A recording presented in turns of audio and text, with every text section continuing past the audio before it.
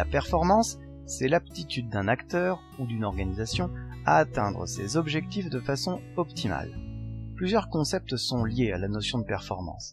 Ils sont regroupés dans ce qu'on appelle le triangle de la performance. Il exprime les liens entre les objectifs, les moyens et les résultats. On retiendra donc les trois notions suivantes. La pertinence mesure l'adéquation entre les objectifs et les moyens mobilisés. L'efficacité est la capacité à atteindre les résultats fixés indépendamment des moyens utilisés. Et enfin, l'efficience, c'est la capacité à atteindre les résultats de manière optimale, en prenant en compte l'économie des ressources.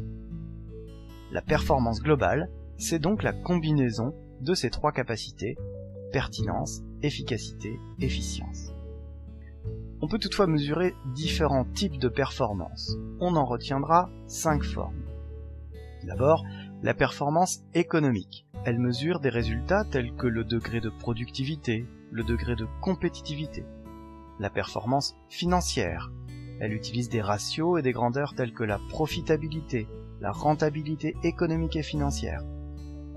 La performance sociétale et environnementale. Elle renvoie à des réalisations en matière d'écologie, d'éthique, de citoyenneté. La performance relationnelle et organisationnelle. Elle mesure l'aptitude de l'entreprise à concilier les intérêts divergents de ses parties prenantes ou encore sa capacité à nouer des partenariats. Et enfin, la performance boursière. Elle relate la capacité de l'entreprise à augmenter sa capitalisation par le maintien d'un cours élevé et progressif de son cours de bourse. Maintenant que nous avons défini les contours de la performance, il nous reste à comprendre par quels moyens la mesurer.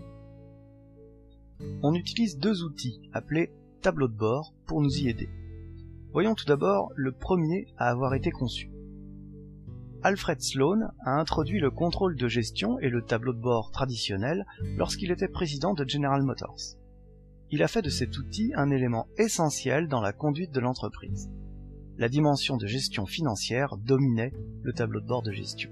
Pour mesurer la performance financière et boursière de l'entreprise, Sloan utilisait des indicateurs tels que le ROI, le ROE ou encore plus récemment le VA.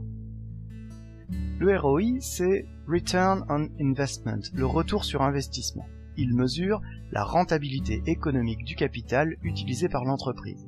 C'est donc le rapport entre le résultat d'exploitation et les capitaux investis. Le ROE, c'est le Return on Equity, le retour sur les capitaux propres. Il mesure la rentabilité financière des capitaux apportés par les propriétaires de l'entreprise.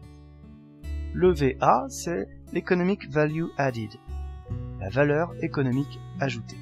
Elle permet de mesurer la création de valeur pour l'actionnaire. C'est la différence, le solde, entre le résultat opérationnel et les capitaux investis.